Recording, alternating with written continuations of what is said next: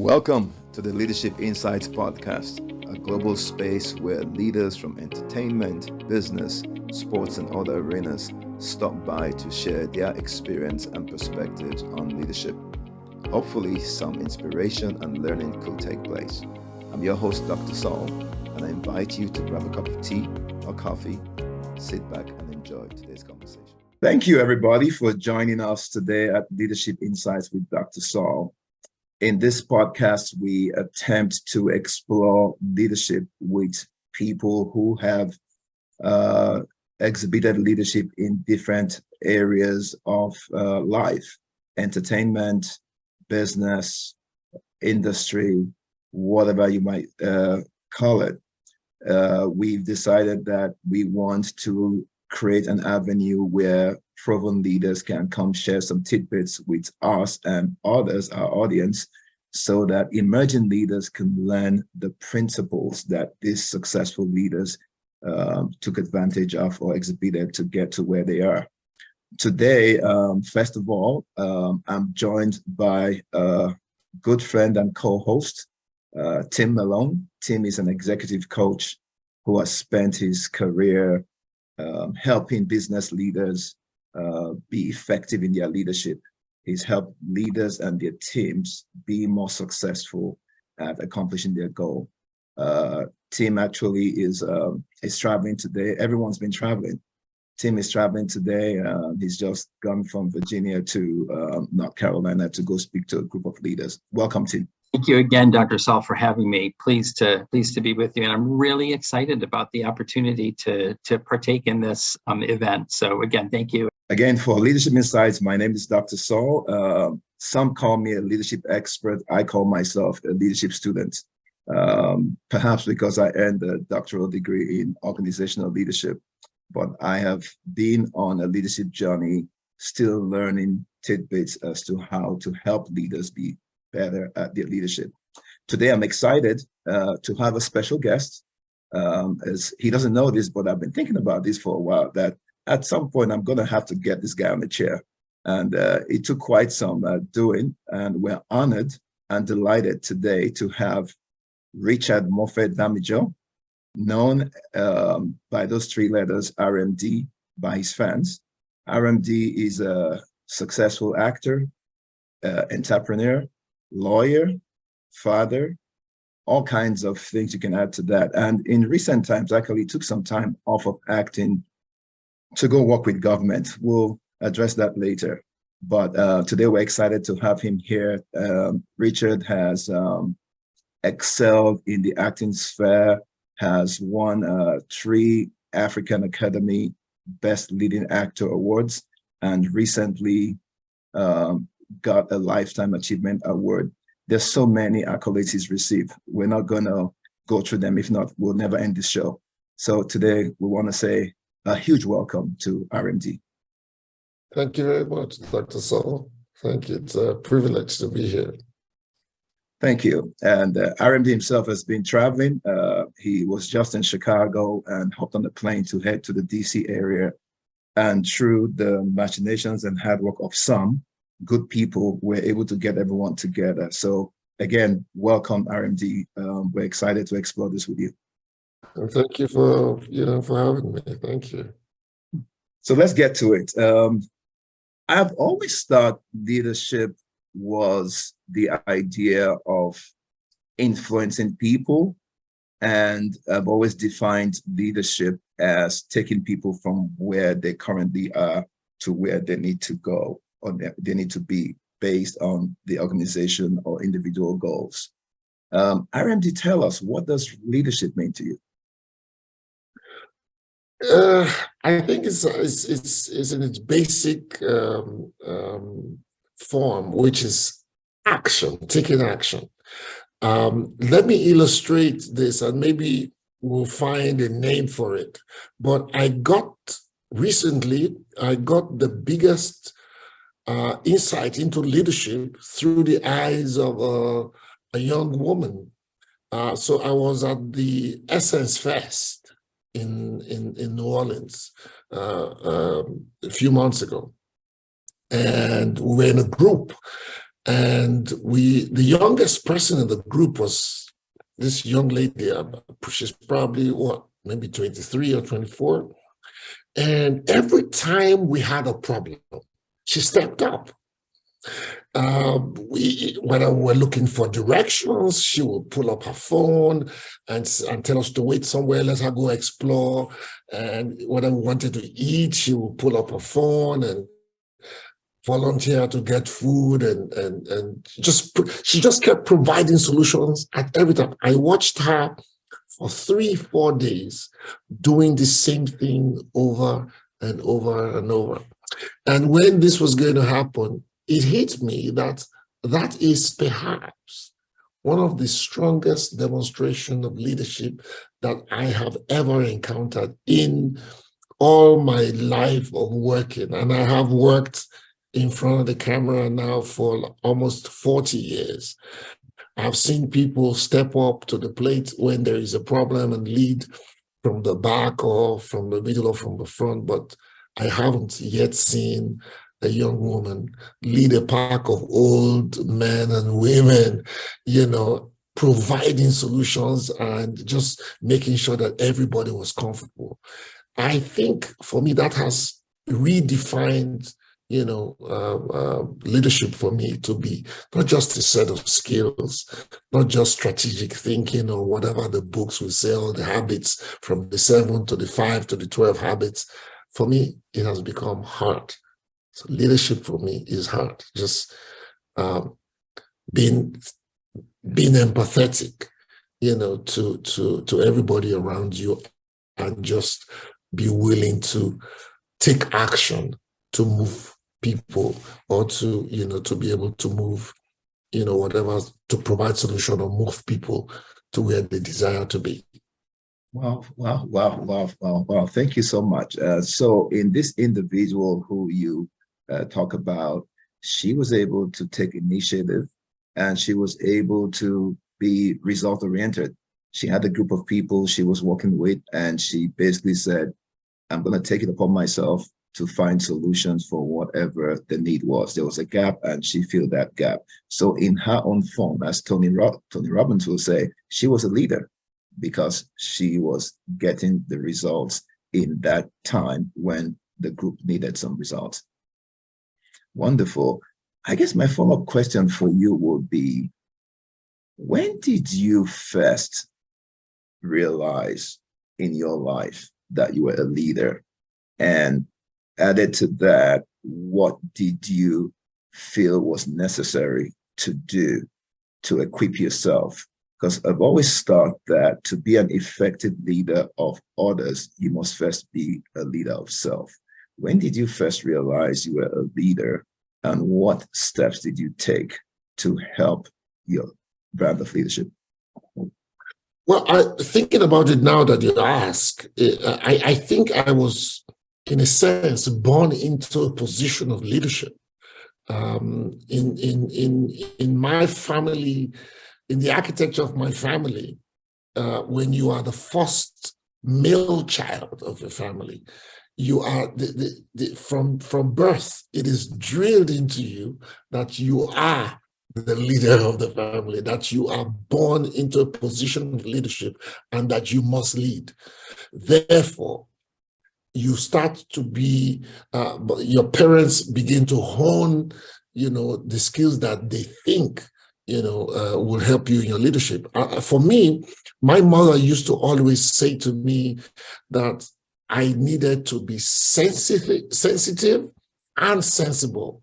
Sensitive to people's needs and of me, or people's feelings or emotions or whatever, and be sensible in dealing with those people.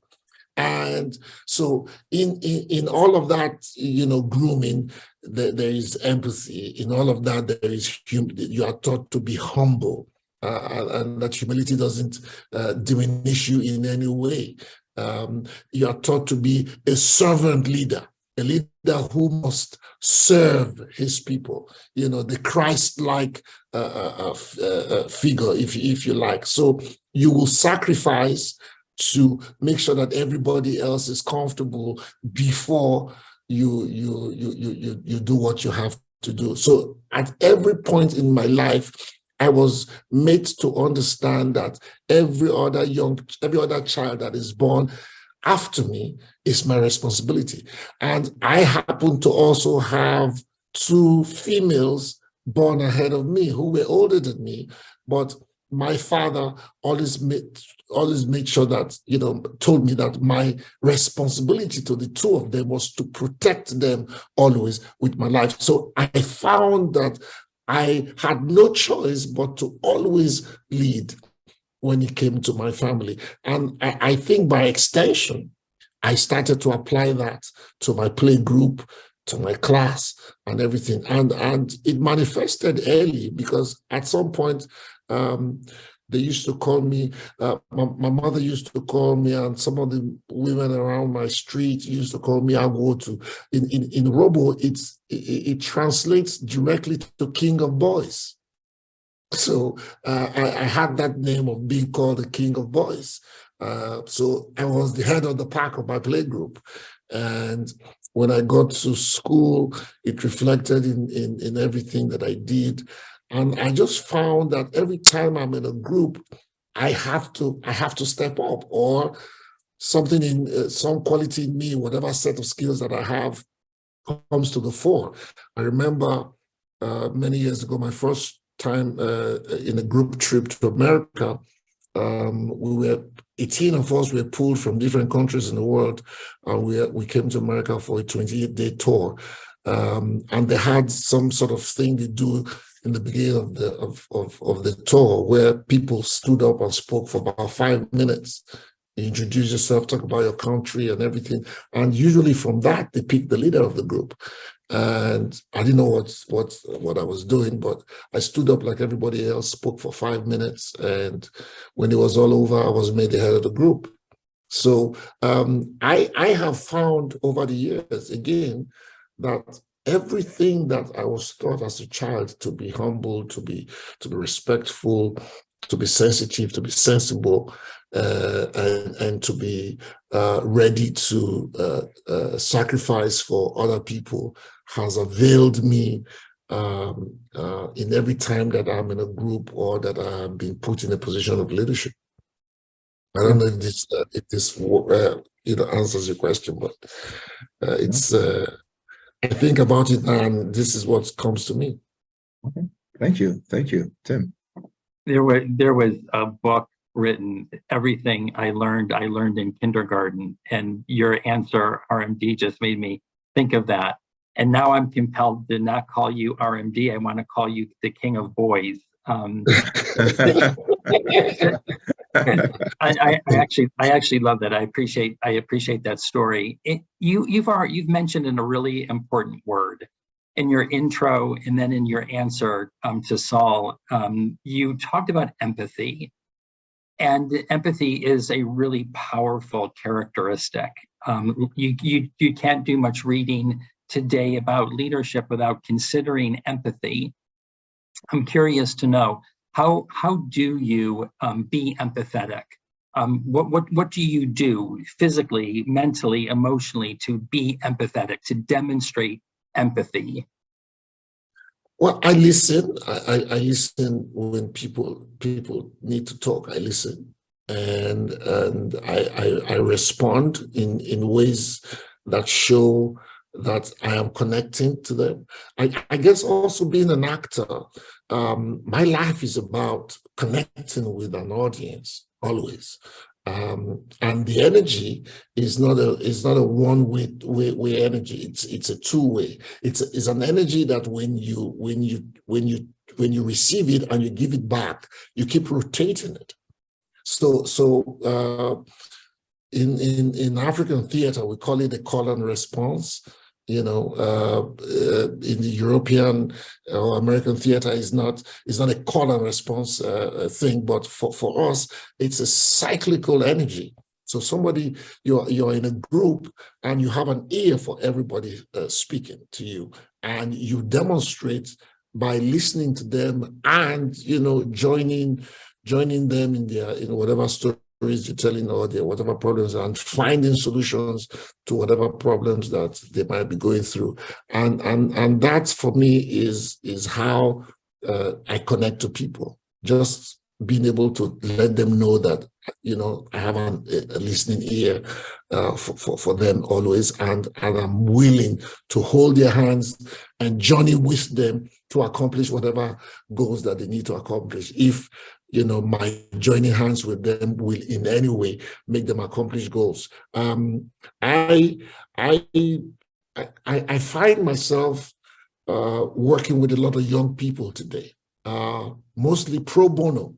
I will hop on a plane to come to the States to help a young comedian for his first show. I will hop on a plane, come to America to help a young fashion designer do his first runway show. I will listen. I would contribute my own funds. I will do anything to ensure that any young person that is under my wings, gets a mention. I will lend my image, my credit to any young person, my equity that I've gathered in the eyes of the public to any young person who needs it. And that for me is how I have managed to be able to, at every point in time, show empathy and connect with the people that I'm supposed to connect with. Yeah, so you just said so many things there. I really appreciate that. Thank you. Thank you. Yeah, thanks for that insightful answer. I'm curious, why is that important? And the answer you just gave, you talked about lending your stardom, lending your credibility to younger and upcoming artists. As a leader, what will you say to emerging leaders as to why it's important to make that investment in others?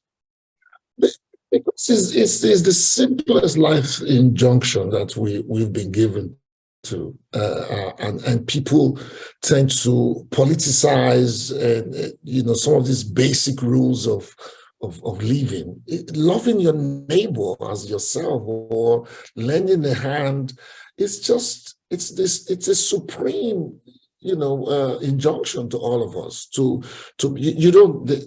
they put it this way these days. They say, you lose nothing by lifting others. A candle that lights other candles doesn't lose anything. It doesn't do anything to you to give a helping hand to somebody, or to be to let somebody else take the limelight, and for you to recede, for somebody else to be able to be uplifted.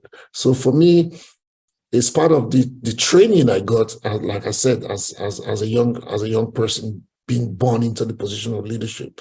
It's always about making sure that if you are in a place and you can make sure that everybody else is okay by speaking or by physically doing something, by every means do it. I didn't know anything about chivalry. I didn't know it was cool to be chivalrous when I was growing up, because it was basic to me. My mother would say to me, "How dare you sit down when somebody is in need of help, especially if that person is a woman?" So I brought up my two young kids were growing up. I said, to my son, I said, your responsibility to your sister is to defend her with your life. You must step up in anything, because it's the only thing I know. I am an only child, but my mother kept saying to me that you cannot be in a place where anybody is in need of help and you can speak, or you can physically do something and you don't do it, then you are not my child. So for me, it didn't mean anything. It doesn't mean anything to me to open a door for a woman, or to give up my seat for an old person or a young person. It just comes natural to me, because my mother taught me that's the thing to do. Making it chivalrous or making it cool was never an issue. So it is not a question of being cool. It's just a question of being human. I think that at some point, all of us as humans, we lost our path. because of social pressures and politics and all of that, we lost the basic rules of living. If you take away all of the politicking and all of that, we are just human beings on the face of this earth, and we have our time on stage, to play well, and because we will leave, all of us will depart, and it's to be able to, leave a mark, in the sense of time when you're still alive. The question I have for you is this: you're raising children who did not grow up the same way you did, and so who do not need the same tools you needed for survival to get to where you did. How do you teach kids who grow up as my father is RMD and I have all these things around me? How do you teach them to embody these same values that you got and you adopted under tough situations? And how do you give them tools for survival when all they've known is a life that you never knew at their age? I get really frustrated sometimes when I'm dealing with them and letting them understand some of the values that I have. But again, what I say to them is have a synthesis. You have the advantage of of the world that I come from, having lived it, and you also have the advantage of today with all the technology and everything. So values are values, they don't change. The essential values of life don't change. Being nice or being helpful, being sensitive, being sensible, being helpful does not is timeless. It has nothing to do with generations. It is a basic rule of life. And I try to make sure that they understand that. I keep chipping at them and telling them that, it doesn't matter what age you live in. Being on time has nothing to do with being old. Being sensible and being humble and being empathetic and being strategic in everything that you do and being effective, does not have anything to do with being old or being young. Yeah. So I think for me, the principles don't change. I just tell them what I have to, exact way my parents brought me up. I try to teach them same thing, and hopefully it's working. Yeah. I think Tim can comment further on this. He's also raised young kids. It's funny what you said. I was fortunate to work with for the campaign of former President Obama back in the day, and he used to say the biggest challenge for him is raising kids at a time like this. That how do you raise them to have the same values? And so for him, he considered it success if his daughters turned out to be kind and respectful and empathetic. But with all the advantages the kids have today, it's so difficult and challenging to drive that message. Tim. Well, I mean, I think you said it, RMD. You talked about instilling values, and so it starts when they're young. I appreciate that what you said there. I want to touch on something that I've had a chance to look at.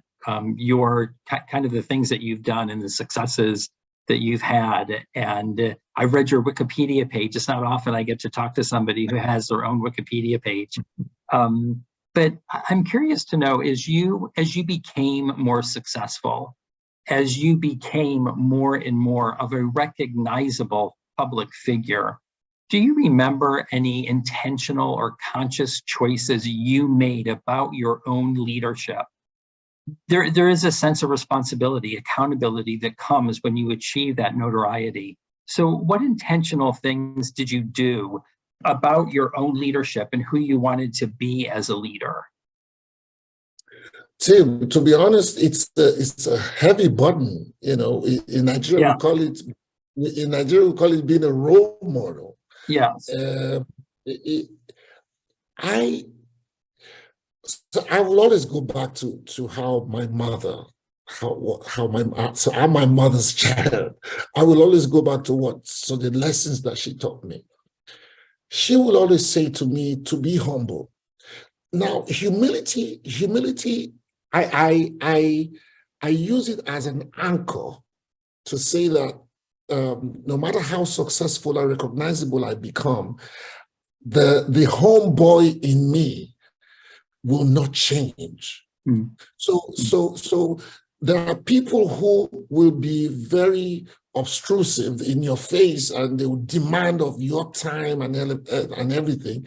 It might be irritating sometimes because you're human. You might wake up on the wrong side of your bed someday, and you just want to be alone. But you walk into an airport and people accost you. They want to take pictures and all of that. And for the most part, that is the highlight of their day. So when I have that at the back of my mind, I always say it's a small price. It's a small price, Richard, to pay for what you have become. If you are an icon, if you are a beacon of light to people, then when you step out and that light attracts them and they come to you, you must also have the presence of mind to keep being the leader that you are. Be attentive to everybody that comes. It might not be on the same scale for everybody that comes to you, but you must be very intentional about still being the leader that you are, the one that listens, the one that is willing to hold a hand and give a shoulder to lean on for people who need it. So for me, it's having the presence of mind always having the presence of mind to not let fame get the better part of you, because it can be really consuming sometimes when you don't have the presence of mind. So I stay grounded, and tell myself that, this is for a bigger purpose. It is for me to be able to do more and accomplish more, and perhaps point people point people in the right direction to become even bigger than I am. So I have there's something we say in Nigeria when people say to me, oh, when I grow up, I want to be like you. And I will stop them and I will say, no, you can't grow up and be like me. You should grow up and be bigger and be more successful than me. Because if you are just like me, then we haven't moved the needle. We haven't moved the envelope. So you can't say when you grow up, you want to be like me. When you grow up, you 10 That's times. good. Yeah, so it's something That's that good. I intentionally have to say to people all the time. Wow. Wow. You embody another leadership characteristic about mindfulness. Mindfulness is the heightened awareness of the present, and your deliberate intentionality to live in the present and really being aware is a great leadership characteristic that I know it sounds like you demonstrate regularly. Thank you. Yeah, I like that. Yeah, good. That's an interesting commentary you shared. So part of what we're getting from this is that leaders invest in other people, but also to the extent you can, leaders root for others to do better. And as you said, if all they can be is get to the high level that you've gotten to, you don't feel you've done enough. The best place to get to is a little bit further than you, the leader. That's the goal the leader should have for others. That's wonderful. I want to ask this interesting question of you. As you know, things don't always go the way we expect. Mike Tyson used to say, every plan is a plan until everyone has a plan till they get punched in the nose. When things don't go the way you expect, the team around the immediate team around the leader and others around the leader tend to be paying attention. They look to the leader for direction. They look to the leader for just signs. Basically, they take their cue from their leader. How does RMD respond to things not going as planned? That a great plan has been put together, but it just didn't work out. How does RMD, being conscious of his role as a leader, being conscious that people are paying attention, how does he respond to that? Same thing I always will do, tell everybody that, hey, we got it wrong this time. Maybe some we didn't do something right. We've got to go back. We've got to go back to the books and see what we can do. I just finished a movie production, my own movie production, and we had a budget. We had planned everything. We spent months and months planning, and we had said we're going to have a 14-day shoot with a 1-day rest in between. And so we started. And when things, of course, things didn't go well as we had planned, but we soldiered on. And at the end of the first 7 days, we took the break.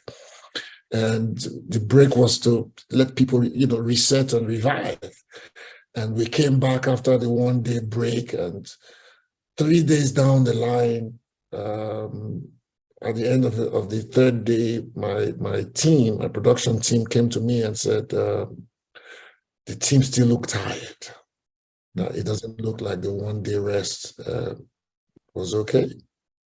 And they looked at me, and it was an issue of budget and a lot more things, because one day, a 1-day production could cost us over 15% of the total budget.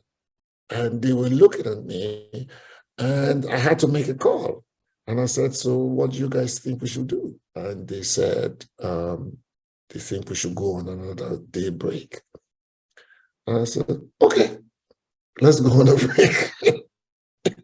And they all rushed out. I said, yeah, and they laughed. And the next day I called them during the break, and I said, this is what it's going to cost all of us. And they said, they had thought about it, and what they couldn't just help but come to me to see if I was going to be willing to lose all that money and all of that. And I did. So for me, that was a major decision that I had to take. And take the loss in everything. So what that did for me, again, is telling the people that I work with that sometimes you have to take one for the group or for the team. You have to bite the bullet. It might be really tough. It might cost you a lot of discomfort, but you have to. Now, that is what a leader should do. And when you put a team together, or when you call the people around you a team, then you have a responsibility to also hear their perspective. You have a responsibility to filter from them whatever it is that is coming from them, and be able to show them that you will be responsible and responsive to whatever it is that they are bringing to you as part of the team. Because what it meant was that I had them committed for the rest of the production. That's right. Yes, So yes. it meant that if we needed extra hours, I have sacrificed. They now knew that they all also had to sacrifice, because it reflected on the entire performance of that team from the beginning, from the next time when we resumed. Energy was up, productivity was up. Everybody was on a different level of respect for the production. We had a team of almost 50-something people on this set, and just knowing that we went over and beyond to make them have an extra day of rest made everybody feel like it was now their turn to reciprocate that gesture that I did, because it was a decision that was painful, but was necessary. Yeah, so I'm hearing you talk about there were obviously there were short-term losses. There was a cost involved to the decision, but you probably reaped a ton of long-term benefits. That's right. I did right after that day. It was. We sang in until the end of the production, and when the production ended, it was on such a high note that they could have gone for 2 more weeks if I asked them to, and there is no way that I would do a film again, and I'll call those people that they will all not drop everything they're doing to come to. I said, because one thing that is clear, they will say to people is that I will respect, their mental health. I will respect their physical health. I will respect whatever it is that they're going through and respond, in the way that will give them, some kind of succor. You began your life with a wonderful love story, but sometime in 1996, you dealt with adversity and nothing anyone ever prays to deal with. What did that teach you about yourself? And what did you tell yourself? Obviously, you relied on your faith, but some people are hit with adversity and they are knocked out. What did you tell yourself, especially as a leader, that others were looking to, that helped you take that next step forward? It's when I reflect upon that period, how I coped. Honestly, I don't know if there was any set pattern, or if there was any particular strategy or whatever that I had. I just knew that you mentioned it.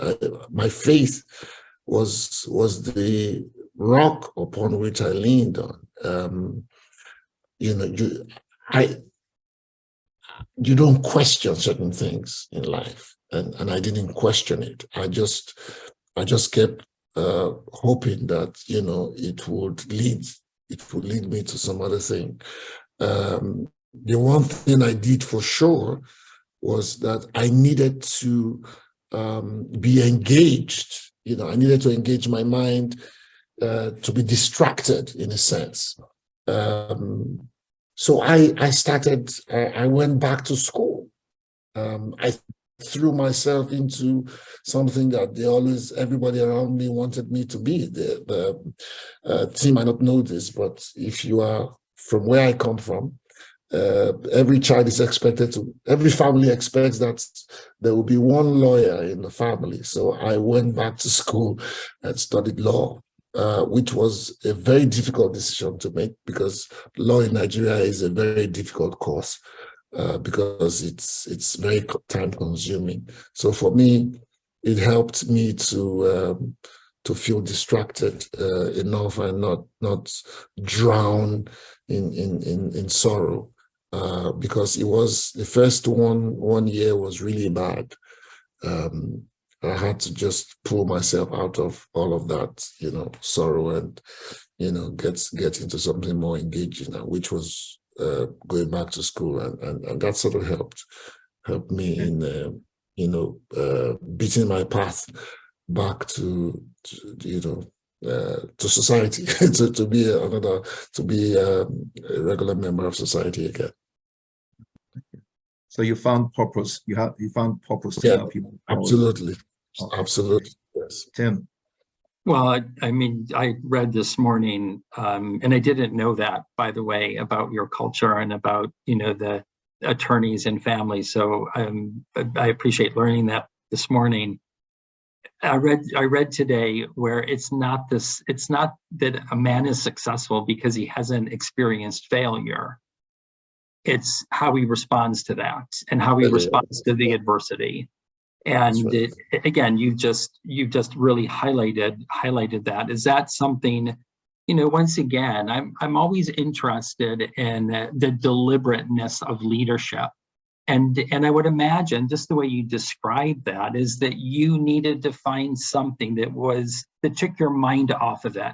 So it says to me that you've made a lot of deliberate choices in your lifetime, a lot of deliberate choices that have been purposeful, that have led you to higher degrees of, I don't want to just say success, but it sounds like you've had a delightful journey. And I'm wondering if you might be able to talk a little bit about that. People get so focused on the end result that they miss every day. What are your thoughts about that? To use your words, I admit that I've had a delightful journey. So I was sure when I was 18, no, what I was, yeah, but even before I became 18, I was very sure that all I wanted to do in my life was be on television.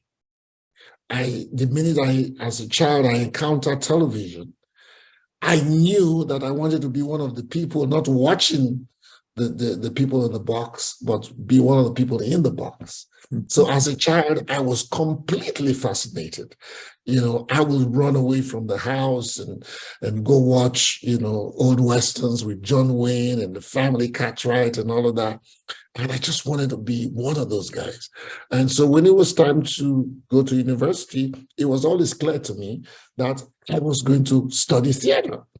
In 1980 in Nigeria, standing in front of your parents and saying that you wanted to be an actor was like, inviting wrath, on yourself. But I stood my grounds and I told my mom that my mom was not very educated.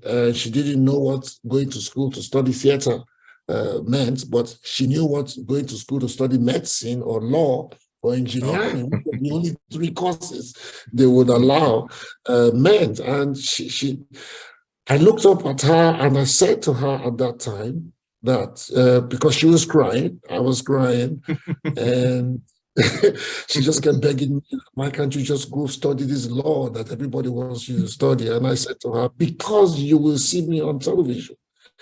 And because television wasn't something that just anybody would be seen in, she understood that if her son could be on television or would be on television, then whatever he says he was going to study was important. And that was how I got her blessing to go study theater. And here we are today, So I decided very early that this was what I was going to do. It was going to be painful. People are going to disregard me and look at me like I wasn't a serious person. And that did happen for the longest time, but I was lucky that 2 years in the university, I was on television, and she lived her life as a celebrated woman until she passed, because people will see her and say, "Oh, that's the woman whose child is on television." When I finished university and came and went to Lagos to start living, I was also very deliberate. I said I wasn't going to pander. I wasn't going to just do anything that is not related to finally finding myself on television. So things I did always had to do with communications. If I was not on stage, I was doing, things that had to do with advertising or mass communication or journalism. And so I just kept hopping between these professions that led, pointed one way or the other to the theater. When I went to study law, it was obvious that I was going to, specialize in, IP-related issues. So everything about my law was always about, rights of the performer, of the musician, of the writer. So I've always decided at every point in time that this is what I'm going to do. And those decisions have actually availed me and given me the life that I live today. Because if I was to respond to economics, I wouldn't be happy today. I wouldn't be where I am today, because I had colleagues who gave up, and said, the life of an actor wasn't for them, or the life of a struggling filmmaker wasn't for them. And most of them went into banking and went into the oil and gas industry and all of that. But I held my ground and I said, this is the only thing that gave me joy. And I might not make money, but, the joy that I have, cannot be quantified in terms of, or measured in terms of money. And the thing that came to mind as RMD was talking was that stick to it attitude, never give up. This is what I want to do. The great writer in the 19th century, E.W. Kenyon, used to say, anytime you see a successful person and you came to them and asked, how did you get to that place? one of the consistent responses he got was, I kept at it. So I want to follow up on that and ask you, how has it been for you? What do you tell yourself? How do you prepare yourself for the idea that this is a long haul? Everything is not going to come with instant gratification. How do you prepare yourself for that? And what message do you have for the people you influence? As a leader, the people you influence are not just those walking around you. Obviously, in your case, there are those watching you on TV. You are changing their thoughts. You're changing their emotions. You're making them feel, I want to be like him. But then they go try these things and they've not become RMD overnight. What do you tell them from your experience that will help them? Okay, so one of the things I that I have done for myself also is that I don't use the word success, very lightly. I don't. When I speak to younger people, especially younger actors, I always say to them that if you're looking for success, you're probably in the wrong workshop. You're probably listening to the wrong person, because I don't think that I am successful. So in a sense, I have always thought that I'm just on a journey. So success for me is not that I'm not successful. It's not a destination. I love my work. So I teach love for craft. Because if you have passion or love for what you do, everything else that comes to you is a bonus. That's what I teach. So if you don't love what you're doing, you have no business being in it. So economics has always never played a part in what I do. Now, valuing the thing that I do or putting a price on the thing I do becomes a different conversation. Because you can be sure that whatever I'm going to put on the table is going to come with passion and everything that I know that will help me to deliver what it is that I deliver. I will deliver it. Now, if you want to pay me for it, then I will ask for the best price ever that you can pay, because of the evaluation that I put on the work that I do. So it's a sort of a reverse loop where I say, I am not successful, but I'm a damn good performer. And I will perform, I perform always at the at the highest level.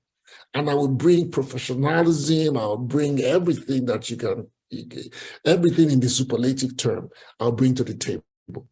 So I expect that if you're coming to that table as well, you will bring the best that you have, So what I teach or what I tell people is that you must perform at the highest level. All your deliverables must be over and beyond. That way, anybody that is coming to match it will come with their own best, A game. So bring your A game all the time. I bring my A game all the time. And when there's a convergence, then everybody wins, Yeah. I don't know if that answers your question. Thank you. Well, it does answer the question, only because it's the most animated and that you have become throughout our entire conversation. So leadership is I say leadership is about your character. You don't wake up in the morning and put on a leadership hat and suddenly you become a leader. You're a leader because it's who you are, it's your character. I'm curious to know what are your thoughts about that? Obviously, you've demonstrated a lot of that, but I'd love to hear your thinking. I am in line with you. I'm in agreement, total agreement with you. It's about character. You don't put it on. It's something that that's why I kept going back to how I was born and raised. So all the things that all those elements that are in your character, being respectful, being empathetic, being strategic in your thinking, being resourceful, having the right people, right team around you, and all of that. All those effective habits of leadership that you talk about, they have to be intrinsic in you. It has to be something that is in you. It is what characterizes you, what defines you. And so the application of all of that, and how effective you deploy that becomes, how you'll be rated as a leader. But there will be no argument about the fact that you have the leadership, qualities inside of you. Sometimes in the deployment of it, in the interaction with people, you might fall short in certain areas, but you will never be lacking in terms of just being, characterized by those qualities. Wow. Thank you for that answer. Thank you for that answer.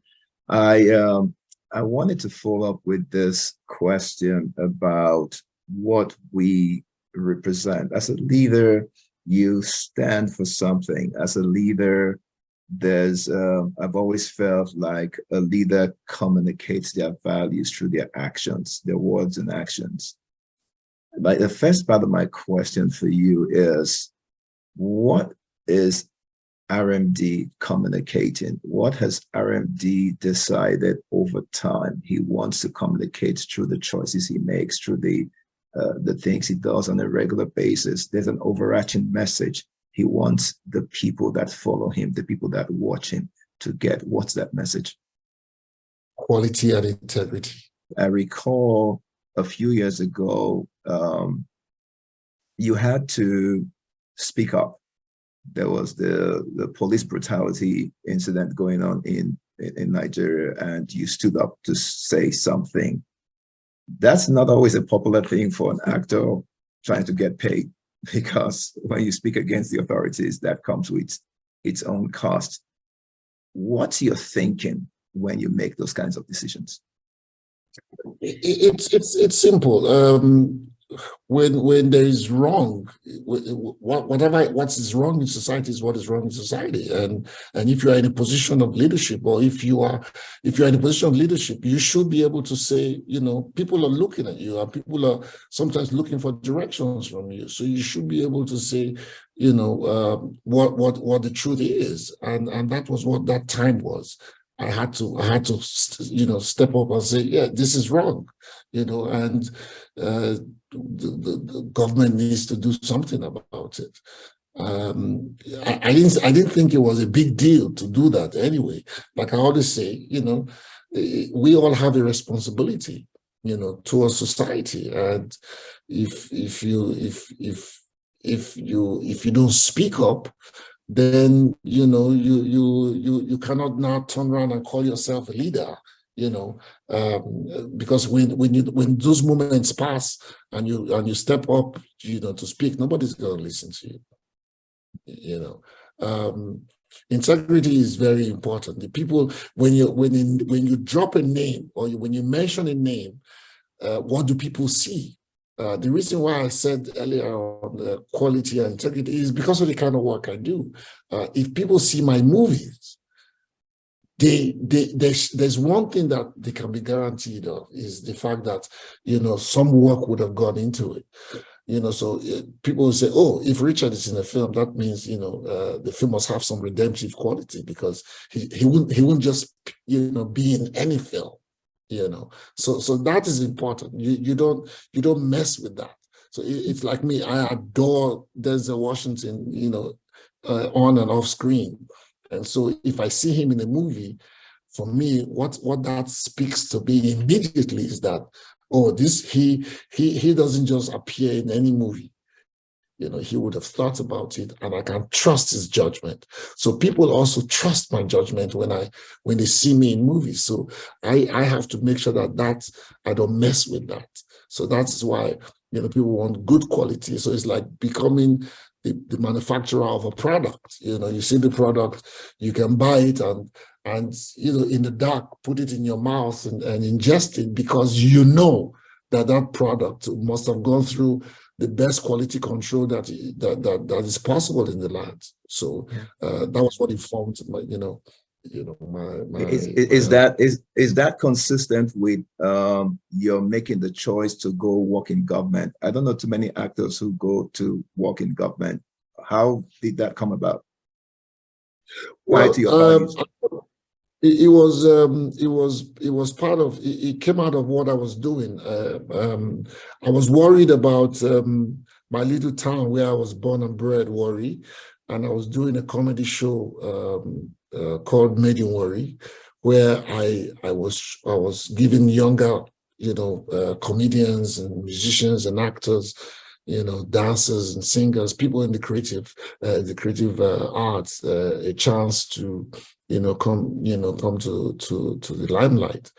I was doing that, and the government at the time felt that it was in line with their objective, because Warri was being given a bad rep as a place where people were, as a place where you go, you get robbed, and all kinds of things negative things were happening. And I was invited to come to government to see if I could do that. And when I got into government, the first thing I saw was the potential for good.